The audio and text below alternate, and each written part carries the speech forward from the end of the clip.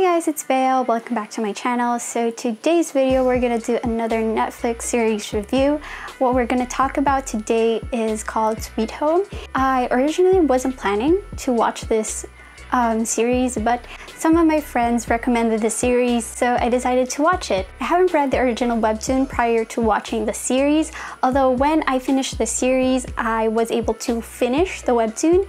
So in terms of review, I'll be talking about some comparisons between the webtoon and the series. Before going into the review part, I'll be talking about what the series is all about. So there's this global phenomena that's happening within the story wherein people are turning into monsters, and we are following this group of people who live in the same apartment complex, and they're just trying to survive and sort of make it out alive of what's happening. It's basically a bit similar to all other zombie apocalyptic shows wherein the characters need to take out the zombies, but in this world they're battling monsters while trying to have resources to like sustain them and things like that. So I feel like if you're not really a fan of the genre, if you are looking for something more like an additional thought or layer to the whole zombie apocalyptic conversation, I don't think that you can find it here, because the series focuses on like the survival of these group of people. But in terms of the webtoon, I think it talks a lot more about the character development of our lead character. So I feel like if you want more in terms of the conversation, you might want to read the webtoon versus watching the series, because the series is all about survival of this group. So similar to Alice in Borderland, the show does start a bit slow for me. It does settle down during a couple of episodes in, wherein the main characters have settled down and realize what's going on, and they've gotten to know the different characters in the complex as well. So there are also a lot of different characters in the story, and the show does kind of introduce them all at once, that it did kind of overwhelm me, because there's this wave of characters that I don't know, and you're just trying to get to know everyone and get a hold of the situation, what's happening. Although I feel like it's similar to how our characters felt during that time, because similar to the viewers, they're getting to know these people from the same apartment complex, and they're all stuck together in this place, and they're just trying to survive. Narrative-wise, I feel like it makes sense. So the series does get into the background of some of the key persons in the series. They try their best to explain the whole monsterization process as well, and also like the whole lore. And among the characters that we are introduced to, there are a lot of interesting individuals and a lot of different characters to get attached to. And personally, my favorite is the old dude, the one with the caregiver, the one who's good with inventing stuff or making stuff, the MacGyver one. I think that was his sort of nickname. And then the one with the sword, I just call him Samurai. I haven't really memorized their names. The only one I really remember was the main character's name, which is Cha Hyun-soo, and like their leader Eun-hyuk, and I think like the one who plays the bass, Jisoo. I think that's like what I mostly remember in terms of their names. So what makes this series special is the different characters in this series. So the monsters were born out of the desires of the original human, from which it was born from, and so that's what makes them different, because each human has a different kind of desire, so each monster is different. And like in terms of battle, like the series showcases different kinds of fights from these monsters, although they mostly end the same way, wherein the humans are trying to burn the monsters, or like they burn the monsters just to make sure that they really killed it. So one of the things that I didn't really like while watching the series was the music that they use. So I'm quite particular with the sound or the music when I'm watching something, and the track that they use, Warriors by Imagine Dragons, was just really stand out every time they play it in the background, because for me it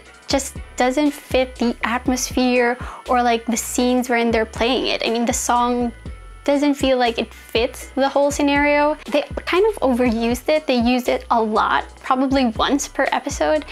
And I just didn't really enjoy hearing it as a background. I wish they used the other song, their ending credits song. They use it in one of the scenes in episode 6, wherein Hyunsu was going through the different floors to get supplies for the people. So they use it briefly there, and I feel like it would have been perfect for like the different scenes wherein the Imagine Dragons songs was used. So yeah, that was like my main complaint about the series. But yeah, overall I like the series. So this is from a point of view of someone who hasn't read the webtoons. So after I finished the entire series, I read the webtoon and I had like additional thoughts about the series that might be helpful to you guys who's planning to watch it and also considering to read the webtoon. First and foremost, definitely read the webtoon because I feel like they left out a lot of things. So in the webtoon, it's more about the character development of the lead character, Hyunsu, while in the series, it's more on the survival aspect of this group. So yeah, that's like the main difference. And like because of that, there's really a great difference between the characterization of the main character in the series versus the webtoon. In the webtoon, he feels like a stronger character, like despite his burdens in life.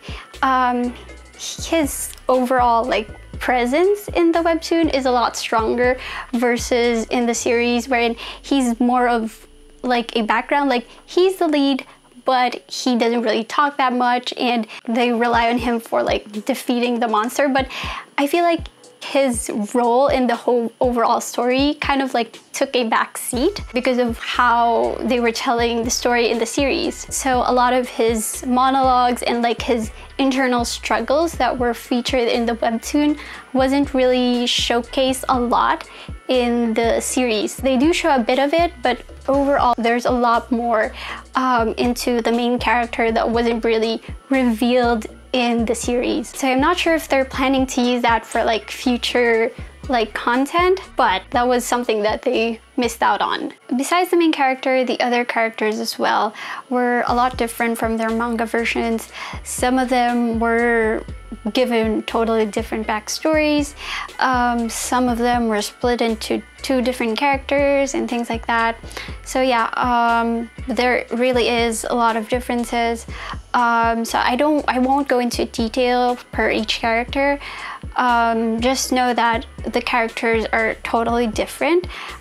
In the webtoon, I feel like the characters were a lot more brighter, but not really brighter. Or like the series has like toned down versions of these people, which I think like makes sense in like the whole setup. It feels a bit more realistic. Also, I feel like the webtoon was a lot more thrilling versus the actual series.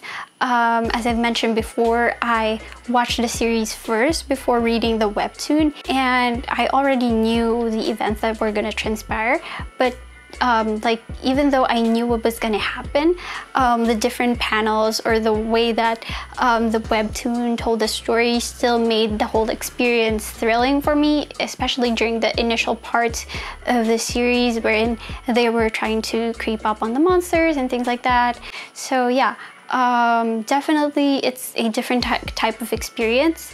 And like in terms of the story, I feel like the main parts or like the key events of the story in the webtoon was kept in the series, but during the latter part it was really different. I'm not sure if it was intentional because they're planning for like a continuation or a follow-up to the series or to the initial season, or if it's because when the series was in development the webtoon wasn't finished yet, so they just had this vague idea of how the story was going to end, similar to how Game of Thrones was, wherein it followed the books in detail, but then during the latter part totally made its own story. Also, there are some details in the story that they sort of just like pass by. They kind of show it, but it like the scene passes by so briefly that you barely notice the detail.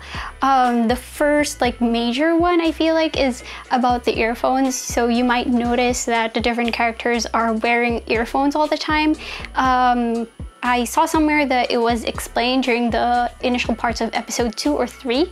I rewatched the series, and I don't know if it's because like I keep on fast forwarding stuff, but I can't really find the specific scene wherein they explained the whole earphones thing properly. If you don't know why they're wearing earphones, it's because so that they can detect if there's monsters in the area, because the phones are supposed to have this static sound and you're supposed to hear it while you're wearing the earphones. That's why the characters are all wearing earphones when they're like exploring and things like that. So if you're a fan of the webtoon and wanted it to be adapted faithfully, you might not really enjoy this drama.